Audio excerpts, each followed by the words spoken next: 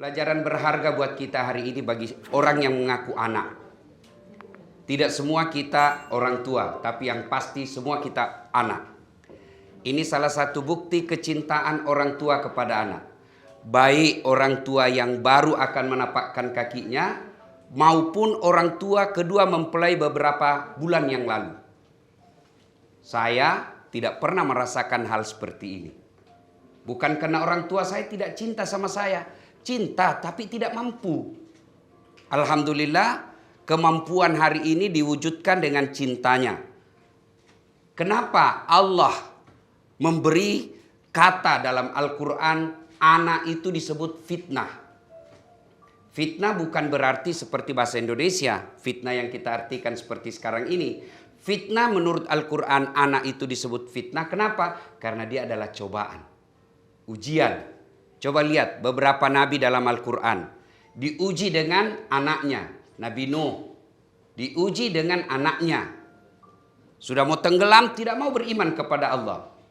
Kemudian Nabi Musa, ibunya diuji dengan anaknya yang harus dihanyutkan. Jadi anak adalah ujian. Ujian buat apa? Buat orang tua.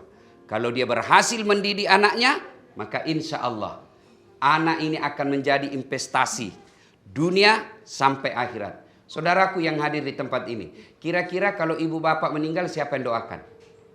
Istri? Suami? Kalau ibu-ibu meninggal siapa yang doakan? Suami? Enggak, dia kawin lagi.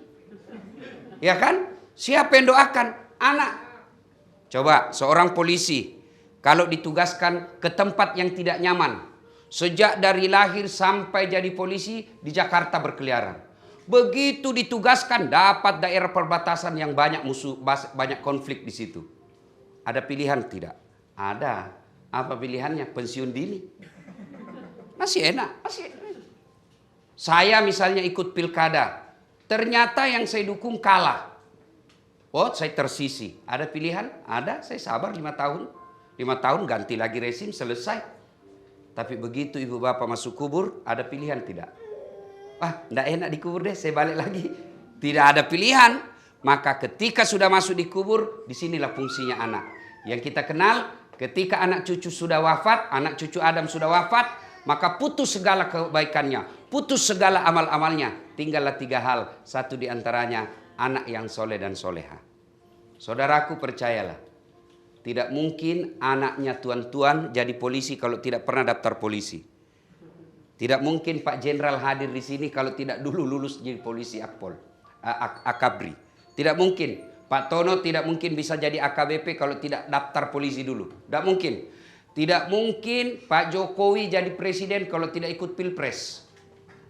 Tidak mungkin anggota dewan bisa jadi anggota DPR kalau tidak pernah pilcaleg. Begitu susahnya semua itu didapat. Tapi demi Allah, anak kita tanpa daftar polisi bisa jadi soleh dan soleha. Anak kita tanpa ikut pilcaleg bisa jadi soleh dan soleha. Anak kita tanpa ikut pilkada bisa jadi soleh dan soleha. Artinya jauh lebih gampang menjadikan anak kita soleh dan soleha daripada menjadikan anak kita jadi jenderal. Nah, tapi kenapa banyak orang tua gagal mendidik anaknya? Salah satu sebabnya karena mendidik anaknya jauh dari Al-Quran. Bagaimana cara mendidik Al-Quran? Coba lihat.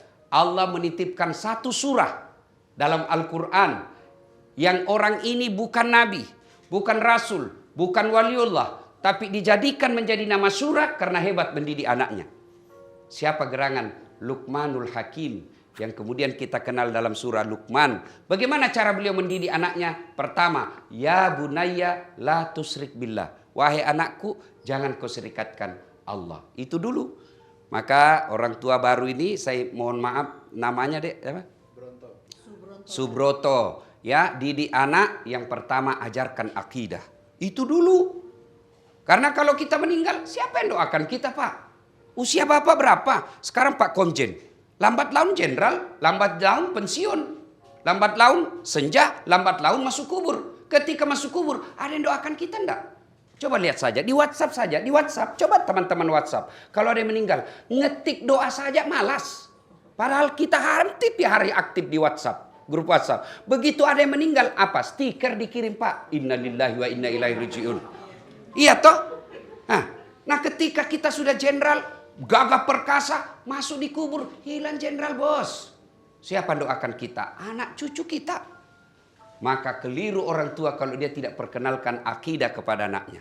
Nah, bagaimana memperkenalkan akidah? Ajarkanlah melalui lagu. Anak-anak nanti 1 tahun kan senang lagu. Gimana? Ajarkan lagu. Ada dulu saya waktu kecil lagunya, topi saya bundar. Ganti itu di mana-mana topi pasti bundar. Kenapa? Kepala kita bundar. Gantilah, Tuhan saya Allah.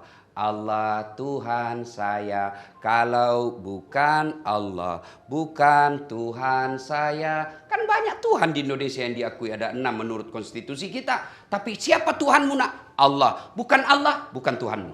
Itu la ilaha illallah. Muhammad dan Rasulullah, perkenalkan Nabi Muhammad.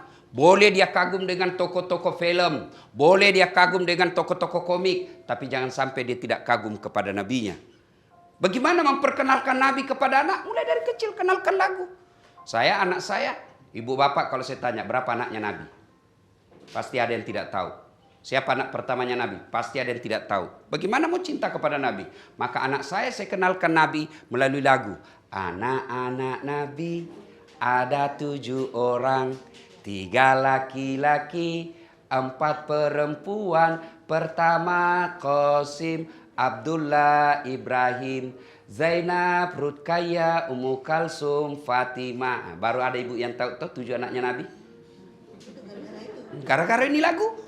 Coba, nggak usah kita kenalkan lagu anak kita. Putar ke kiri, nona. Putar lagi. Apa didapat itu kiri kanan, kiri kanan? Sekarang kanan. Apa kau dapat itu kiri kanan? Jangan ketawa, saya serius ini. Ya, kenalkan lagu akidah. Nggak usah diajari lagu dulu kita waktu masih kecil. Pu ami ami belalang kupu-kupu, siang makan nasi, kalau malam minum susu. Mana kupu-kupu makan nasi? Lagu hoax. Ya, nah ini fungsi ibu. Ibu, saya tahu sekali orang Jawa itu memperkenalkan adat budaya melalui lagu-lagu.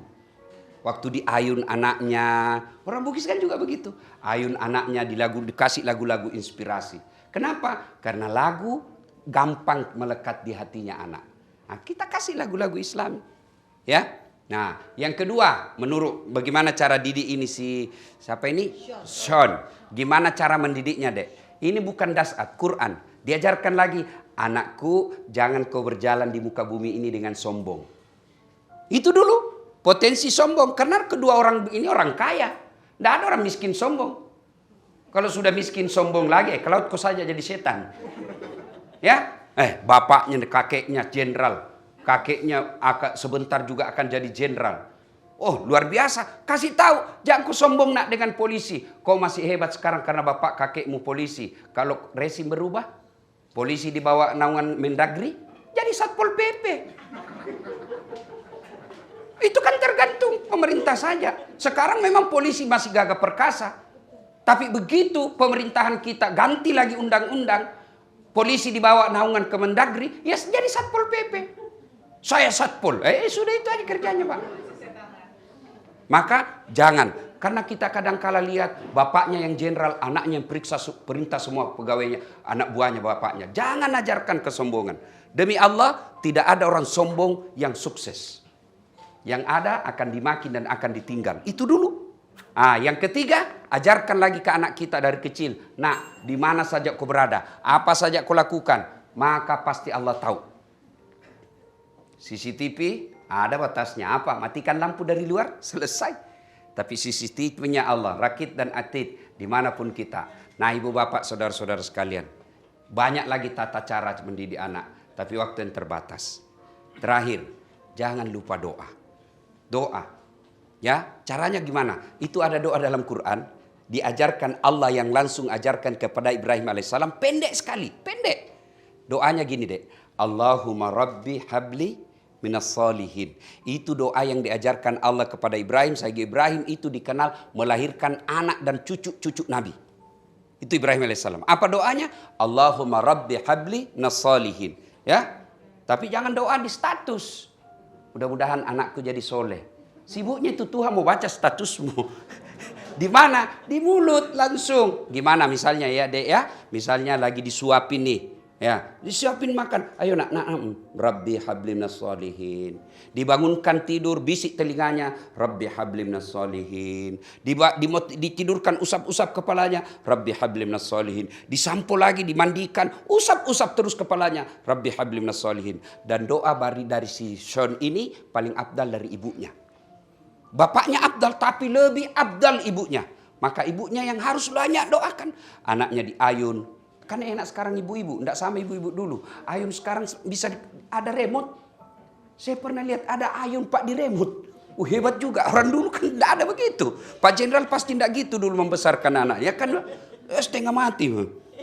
Ibu-ibu sekarang juga tidak mau menyusui. Kenapa? Karena kalau tumbuh giginya setengah mati. Coba. Nah, sekarang bundanya harus rajin doakan itu, Dek. Allahumma Rabbi habli minas sholihin. Disuapi, dibangunkan, dikasih baju. Itu terus. Ya Allah, berikan hamba anak yang soleh. Kalau tiap hari diucapkan dari ibunya, masa Allah tidak kabulkan? Padahal Allah sudah janji, ud'uni astajib lakum. Minta kau kepadaku, pasti saya kabulkan. Ada kemanakan saya di kampung, sudah mau maghrib masih main bola. Saya panggil, Pak Tur, sudah ayo ke maghrib bersama jamaah. Tunggu dulu om, sedikit lagi. Saya tungguilah. Pas azan masih main bola. Terpaksa Ustaz Dasat masuk lapangan. Saya bisik telinganya, Bu. Rabbi habli minas sholihin. Menangis. Heran semua orang lihat. Jagonya Pak Ustaz. Dia bisik saja kemenakannya menangis. Dia tidak tahu telinganya saya bisik. Tanganku dibawa menjepit. Artinya apa? Kalau anak salah tetap harus dikasih hukum. Ya, kasih hukum. Hukumnya apa? Misal dikurangi jajannya. Atau dipegang HP-nya 1 hari. Supaya dia tahu bahwa kalau salah ada hukuman. Tapi ingat, tetap didoakan karena hidayah dan pertolongan datang dari Allah Subhanahu wa taala. Terima kasih atas undangannya. Saya doakan mudah-mudahan cucunya Pak Jenderal, Pak Tono dilahirkan menjadi anak yang soleh. Dan anak yang soleh menjadi kebanggaan buat orang tuanya. Dan menjemput kakek-kakeknya, nenek-neneknya dan bapaknya, ibu bapaknya masuk ke dalam surga kelak insya Allah. Terima kasih, lebih dan kurangnya mohon dimaafkan.